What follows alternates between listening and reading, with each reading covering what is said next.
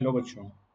तो हम लोगों ने स्टार्ट किया था एक ऐसी सीरीज जिसके अंदर उन बच्चों को जिसका छूटा हुआ चैप्टर उस चैप्टर को कंप्लीट करने के लिए तो हम लोगों ने सेल टॉपिक स्टार्ट किया था और सेल वाले में हमने सबसे पहला टॉपिक आपके साथ डिस्कस कर लिया। अगर आपने पुरानी वीडियो नहीं देखी है तो आप पुरानी वीडियो को देख करके इस वीडियो को समझने की कोशिश करें।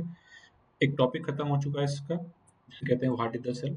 हम अब आज नेक्स्ट टॉपिक डिस्कस करने जा रहे हैं और नेक्स्ट जो हमारा टॉपिक है वो है सेल थियरी। ठीक है, तो सेल थियरी के अंदर हम बेसिकली साइंटिस्ट के बारे में पढ़ते हैं कि साइंटिस्ट ने क्या किया। तो हम इस सेल थियरी वाले टॉपिक में बेसिकली थ्री साइंटिस्ट के बारे में बात करते हैं। सबसे पहला जो साइंटिस्ट आता है उसका नाम क्या है? Matthias Schleiden. क्या नाम इनका? स्लाइडन, मैथियस स्लाइडन कहते हैं, जो एक जर्मन बॉटनिस्ट थे, जो जर्मनी के रहने वाले थे और बॉटनिस्ट थे। कब इन्होंने अपना काम किया था? 1838। तो 1838 में एक साइंटिस्ट हुआ करते हैं जिसका नाम है मैथियस स्लाइडन। जर्मन बॉटनिस्ट थे सर, ये बॉटनिस्ट थे। तो अपना एक्सपेरिमेंट इन्होंने किस पे परफॉर्म किया? प्लांट पर परफॉर्म किया। ठीक है ना।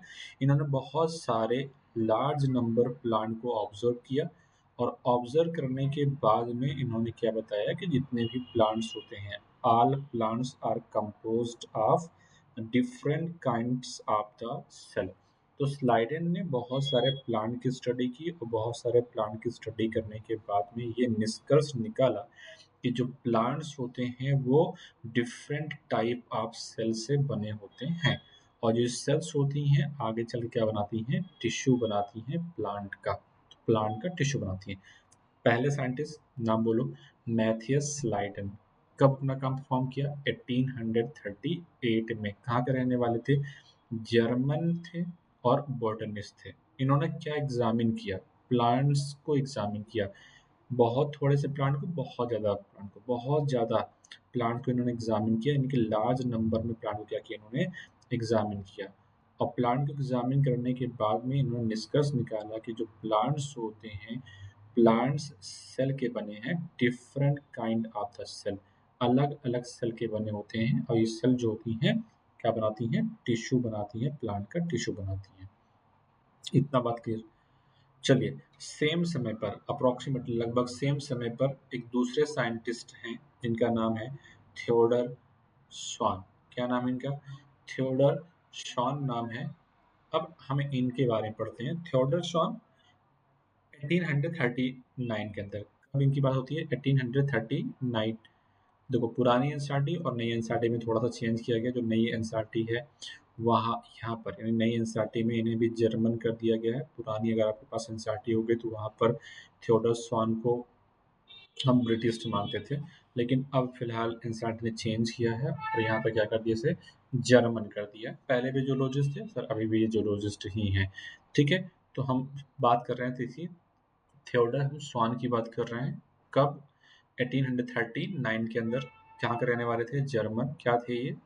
जूलॉजिस्ट थे। तो जूलॉजिस्ट थे तो इन्होंने क्या स्टडी की? सबसे पहले इन्होंने क्या स्टडी की? Different type of animal cell. इन्होंने अलग अलग प्रकार की एनिमल सेल की स्टडी की और एनिमल सेल की स्टडी करने के बाद में मुझे इन्होंने ये बताया कि एनिमल सेल में बाहर की तरफ एक आउटर थिन लेयर होती है। बस इतनी बात बताई थी। किसने बताई थी? थियोडर स्वान ने। थियोडर स्वान ने जब अलग अलग प्रकार की एनिमल सेल की स्टडी की तो इन्होंने बताया था कि एनिमल सेल में बाहर की साइड में एक पतली सी आउटर लेयर होती है। उस लेयर का क्या नाम होता है इन्होंने नहीं बताया, लेकिन आज हम जानते हैं कि एनिमल सेल के अंदर जो सबसे बाहर आउटर लेयर होती है उसका नाम होता है प्लाज्मा मेम्ब्रेन। यहाँ तक की बात आपको एकदम क्लियर हो गई होगी। आगे का मैं डिस्कशन करने जा रहा हूँ सर। इसके बाद इन्होंने यहीं पर ये नहीं रुके, बल्कि इन्होंने आगे भी स्टडी अपनी परफॉर्म की। लेकिन जो आगे की स्टडी है उन्होंने एनिमल पर नहीं की, बल्कि आगे की स्टडी उन्होंने प्लांट टिश्यू पे की। किस पे की? प्लांट टिश्यू पर भी। यानी थे ये जूलॉजिस्ट, लेकिन इन्होंने एनिमल को स्टडी करने के बाद में प्लांट को भी स्टडी किया और प्लांट स्टडी करने के बाद में इन्होंने ये निष्कर्ष निकाला कि प्लांट में सलवाल का पाया जाना, प्लांट में सलवाल का पाया जाना क्या है? एक यूनिक प्लांट कैरेक्टर्स होता है। यानी प्लांट सेल्स में क्या मिलता है? सेल वॉल मिलता है और ये एक यूनिक कैरेक्टर्स होता है। इसे हमें किसने बताया था? थियोडोर स्वान ने बताया। दो बातें हो गई। चलिए, अपनी स्टडी के बेसिस पर स्वान ने एक हाइपोथेसिस दे दी। तो क्या दिया? स्वान ने अपनी स्टडी के बेसिस पे क्या दिया? हाइपोथेसिस दिया। और इस हाइपोथेसिस के अंदर इन्होंने क्या बताया कि बॉडी किसकी? एनिमल की बॉडी या किसकी बॉडी? प्लांट की बॉडी। तो चाहे एनिमल हो और चाहे क्या हो, प्लांट, किसी की जो बॉडी होती है वो किसकी बनी है? सेल की बनी है। और किसकी बनी है? Product of cell.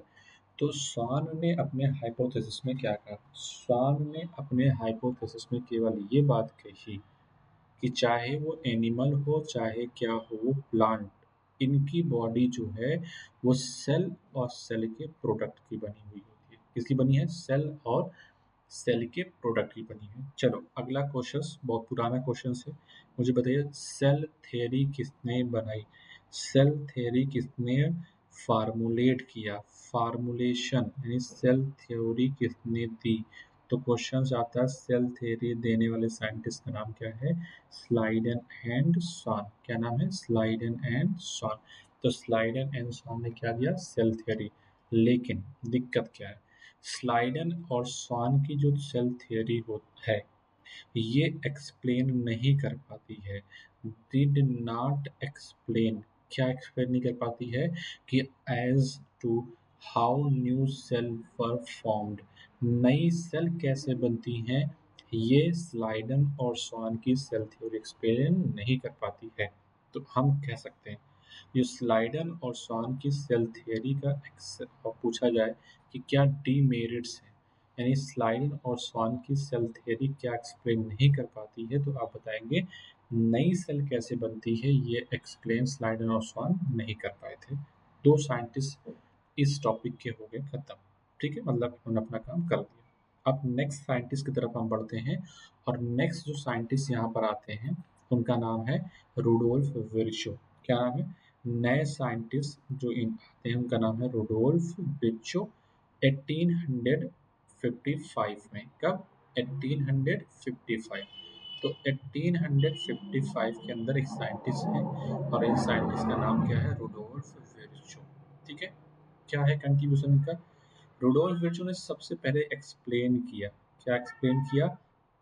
कि सेल क्या करती हैं? डिवाइड करती हैं और नई सेल बनती हैं। कहाँ से? प्री एग्जिस्टिंग सेल से। मतलब रुडोल्फ विर्चो ने कहा ये कि पहले से सेल मौजूद हैं, उस सेल में क्या होगा? डिवीजन होगा, सेल डिवाइड करेंगी और नई सेल बनेगी। रुडोल्फ विर्चो ने इसे क्या कहा था? ओमनिस सेलुला ई सेलुला कहा। ओमनी सेलुलर की सेलुलर का मतलब जो नई सेल होंगी वो पुरानी सेल में डिवीजन के बाद बनने वाली है। इसका मतलब अगर हम ये पूछे क्वेश्चन कि सेल थ्योरी को मॉडिफाई, यानी सेल थ्योरी किसकी? स्लाइडर और स्वान की जो सेल थ्योरी थी उसे मॉडिफाई किसने किया? आप बताएंगे सर ही, मतलब रुडोल्फ विर्चो ने इसे मॉडिफाई किया। और मॉडिफाई करने के बाद में अब सेल थ्योरी का एक फाइनल शेप दिया। तो क्वेश्चन आता है, बताइए मॉडर्न सेल थ्योरी की को फाइनल शेप किसने दिया? Rudolf Virchow. आज जो हम सेल थ्योरी पढ़ते हैं, इस सेल थ्योरी में हम क्या पढ़ते हैं, यानी मॉडर्न सेल थ्योरी क्या होती है?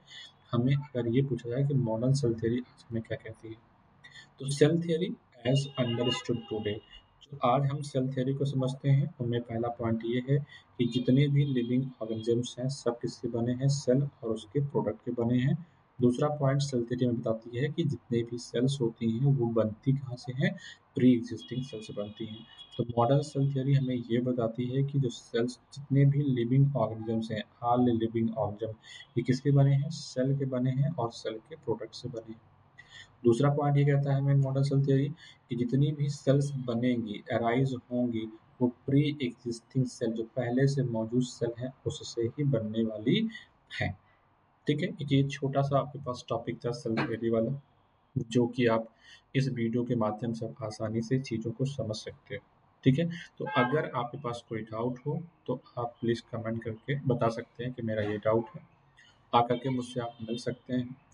ठीक है, और आप पुरानी वीडियो को करंट करिए, पुरानी वीडियो को देखिए पहले पार्ट को, फिर आप इस पार्ट पे आइए सल थ्योरी वाले पार्ट पे, ताकि चैप्टर का आपका स्टार्टिंग और एंड आपको आसानी से चीज़ें समझ में आ जाए। आज के लिए इतना ही। Thank you. नेक्स्ट टॉपिक के साथ हम नेक्स्ट वीडियो में मिलने वाले हैं। अगला जो हमारा टॉपिक होगा वो होगा ओवरव्यू ऑफ द सेल।